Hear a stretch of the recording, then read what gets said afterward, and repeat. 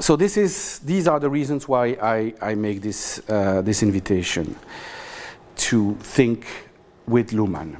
It's very difficult, and I don't have the ambition to explain all of Luhmann. It's just to give you a first insight that maybe some of you might want to continue in the future.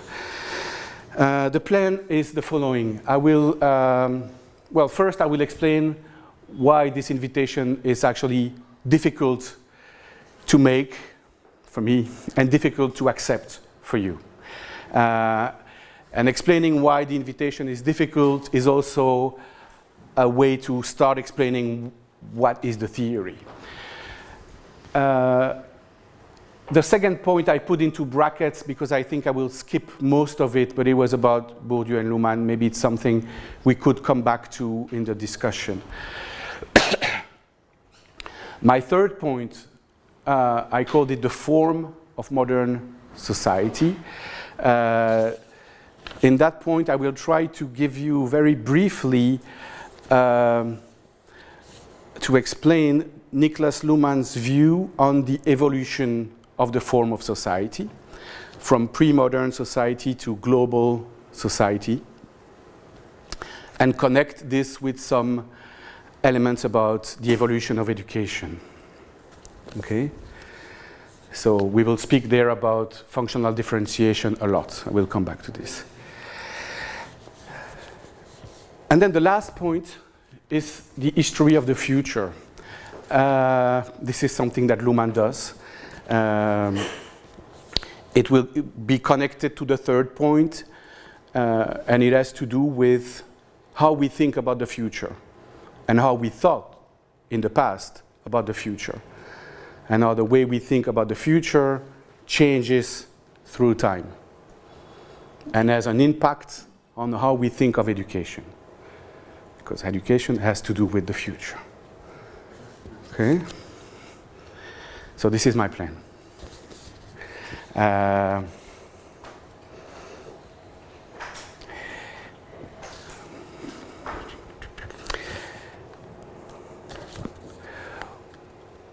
It's a difficult invitation to think of Luhmann. There are minor or superficial reasons why it's a difficult invitation. And this has to do with the complexity of the theory. It's a very complex theory. It's very removed from our usual ways of writing and thinking. So it's very different. And reading Luhmann, I don't know if you have tried, because you've got some papers, I think, that I sent. Reading Luhmann is a strange experience. It is. I agree. It takes time. I mean, I've been reading it for several years, not understanding much of it at the beginning, and then getting to, and now I think I see what he does. And I see how sophisticated and how useful the theory is to understand what's happening today with globalization. But, okay, it's a very strange experience, it's difficult, and I'm very conscious of the fact that there is a price to pay. There is a price to pay, and the price is mostly time. It's to dedicate time to reading very difficult text. And it's terrible, because today we don't have time. We don't have much time. We have to finish the PhD, and we have to, yeah, but it's when you think about it for science and sociology, it's terrible. We don't have time. We lack time. So I'm hoping that I can save you some time by trying to be a bit pedagogical about Luhmann. There are maybe more profound reasons why the invitation is difficult to accept. I will just point to three elements. People often say that Luhmann is non-humanist or anti-humanist. That his theory is, actually. Because he makes a very, very sharp distinction and very fundamental distinction between what is human and what is social. right? Between, and it's the same distinction as between individuals and society, or between consciousness and communication. Right? Consciousness is human, is what is in your head. It's not the field of sociology for Luhmann. What is social is communication, all possible communications and how they are organized. And that's what sociology is interested in, how we organize communication. How we organize communication is the form of society for Luhmann. It's the same thing.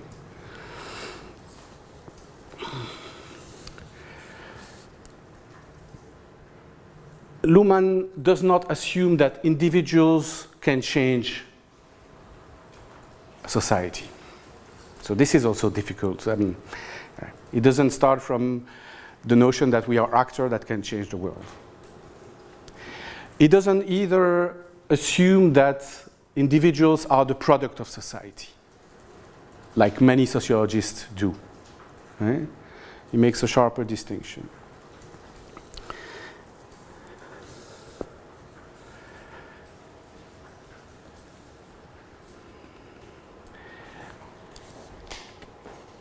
Another strangeness maybe about Luhmann is this idea of non-linearity. Very often when in science, sociology or other science, we think with causality. We think with variable A causes variable B to change, right? We think with cause and consequences. And in Luhmann, this notion of causality is replaced by other notions like self-organization, the notion of autopoiesis. It's a central notion for Luhmann. Autopoiesis means that a system is the result of its own operations, not of an external cause. It's producing itself in a given environment. Okay? Of course, I know these can be shocking ideas in a way. Yeah? That's this notion of self-organization, autopoiesis.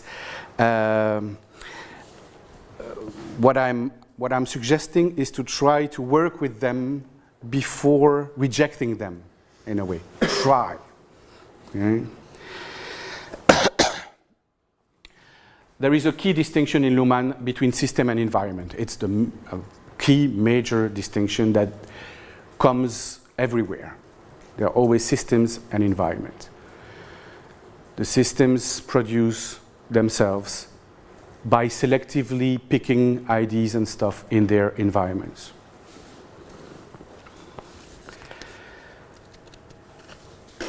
Then there is maybe a third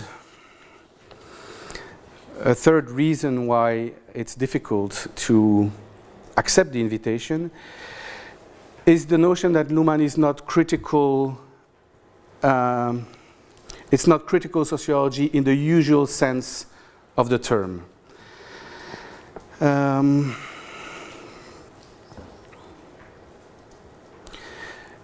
Critical sociology, by definition, critical sociology at some point, well, is being critical towards how society is organized, how education is organized, right? It's being critical towards, and most of the time, this critique is related to power, economic power, symbolic power, and some have more, some have less. Most of the time, critical sociology does that. Luhmann, I think, take a different angle. He steps back, and instead of just being critical towards society, he underlines that we live in a society that is being critical towards itself. And critical sociology is just an indication of this.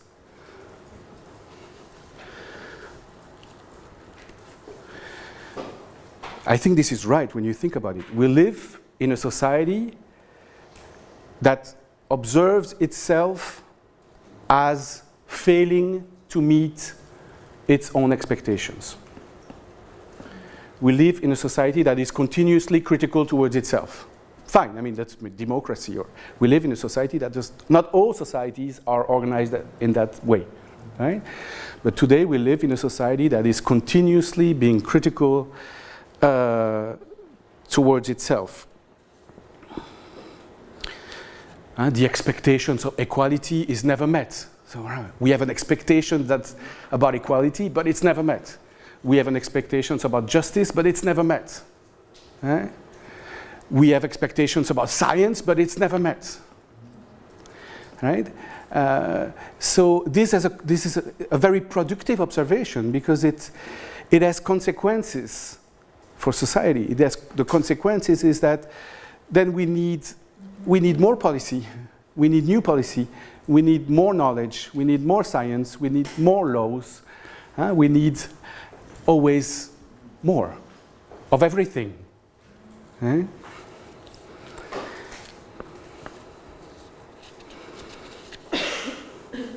We need more decisions. We need to do what we do better, continuously. And this nourishes the evolution of society and education. We need to do more, we need to do better, we need to do differently.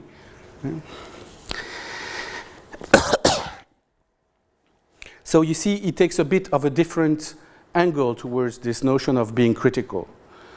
He's not himself primarily being critical, he's noticing that society is being critical towards itself, and that this has consequences for how society works. Okay?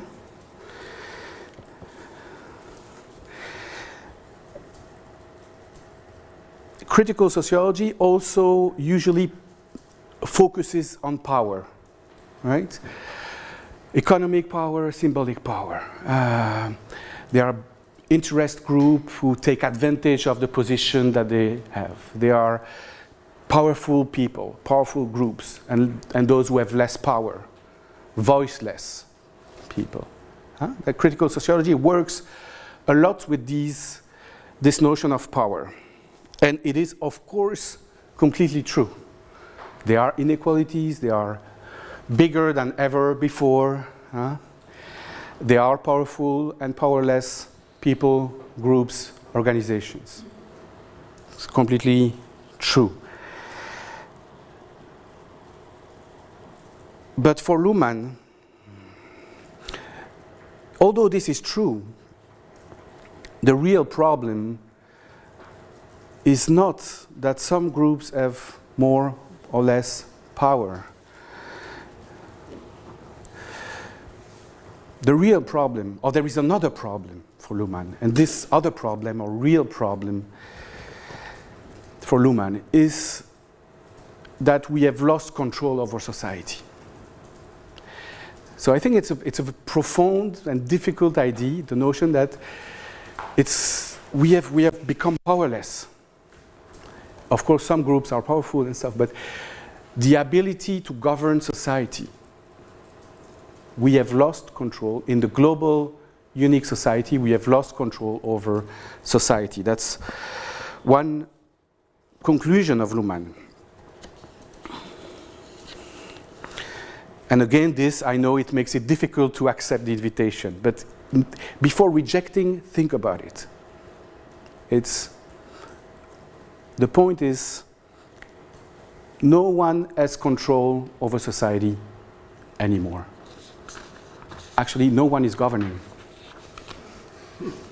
No one is governing society. People are governing things, and they are making decisions and stuff, and they are working in their own interest, and they are doing bad things, or they are, whatever.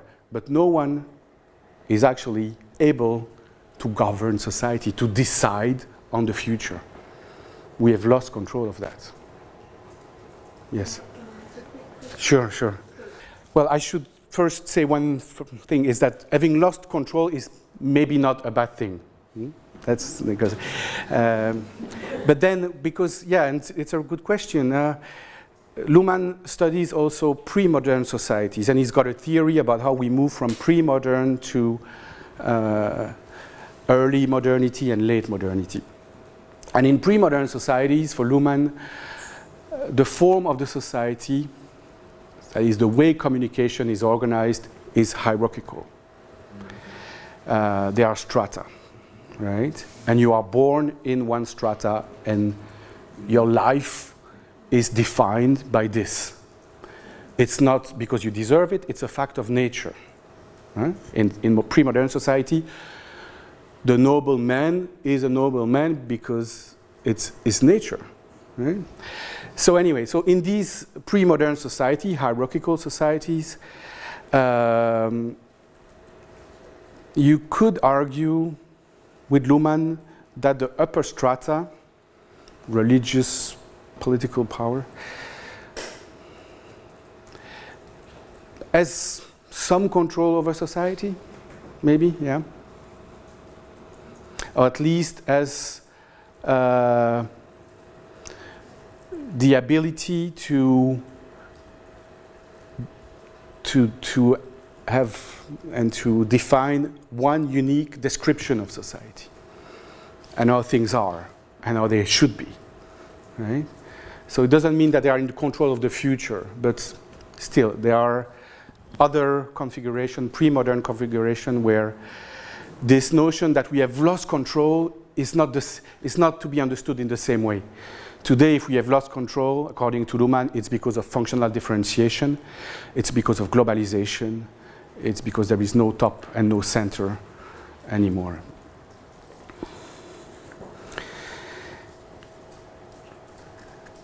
Okay. So, yeah. These are a few reasons, and I'm sure you can find others, to be okay. Luhmann, yeah, this is very superficial, and the fact that it's extremely complex is not a good reason. We're not worried about things being complex or difficult. That's not a problem for us. These, you might have more, I don't know if I should say political, or you might be worried about some of these other elements. My suggestion today is to try not to do what people usually do with Luhmann. When they encounter Luhmann, they usually say yes but no. And so they reject, and I think they reject before having really understood the theory all the way. Yeah? So my invitation is to try not to do that and try to engage with this idea that we have lost control over society, not to reject it, but say, yeah, maybe, yeah. I mean, where does it lead when I start to think this way? Also, non-linearity, it also can be shocking, that this notion of self-organization, and it's not a moral point of view. But with this idea as well, is before rejecting it, try to work with it, to say, okay, where does it lead if I really take this idea seriously? Okay, so this is my invitation to you. Are we okay? Yeah. In a way. Because this is just, more or less, this is just the beginning, I'm afraid. It will get worse.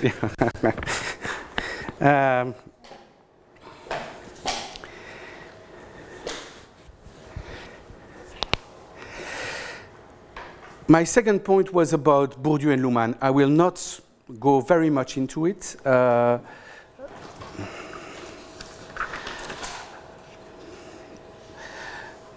I think I will just point to one, and it's a simple idea, very simple.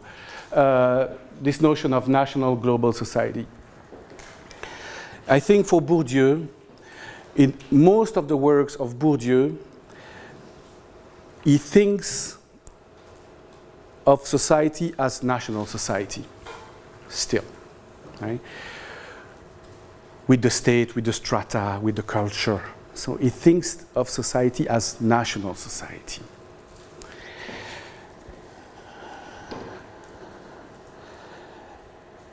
For Luhmann, and Luhmann writes this in one of the papers that I sent you, he says, thinking that borders, national borders, separate different societies make no sense at all in today's world. It makes no sense. The border is just a place where you show your passport. But that's all, and sometimes it causes war. But it doesn't separate different society in terms of conceptual thinking for us, sociologists.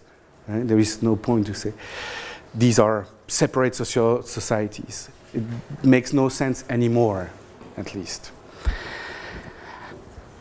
So for Luhmann, there is just one society. So that's very easy. See, Luhmann is easy. Luhmann is very easy. There is just one society. It's a world society. Okay? It organizes itself with divisions, differences, maybe borders, but it's just one society organizing itself internally with nations or with whatever. Differences between politics, art, education, economy, right? Mm-hmm. It makes differences of different sorts. That's the internal organization of one unique world society, global society. Yeah, maybe the idea of these different societies is to keep the in Bourdieu ways domination system between evolutive society or non-developed society. So for this reason, we continue to use these kind of categories, and the idea that one society is more, okay, it's one, and we need to accept that. Mm-hmm. I don't know.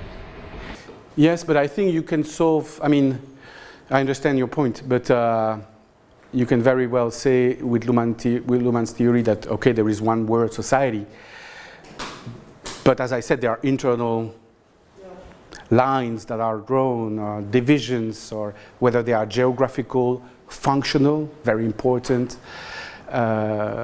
or even hierarchical. There are, of course, also hierarchies. It's not a critical movement, so. Yeah, I see. Mm. Yeah. So, but this is also a reason why I think, and I worked a lot on Bourdieu in the past. My thesis was more with Bourdieu. I did a book on Bourdieu. So I went there, but for these reasons and also for others, I have the impression that Luhmann's theory, at least when you compare it with Bourdieu, it works better to understand globalization and possibly Europeanization as well.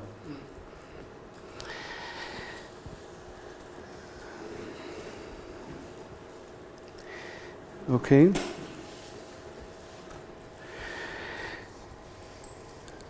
Okay, so now what I would like to do is to go. I won't speak about these epistemological differences and the forms of differentiation now. I will go to the point 3, the form of society or the form of modern society.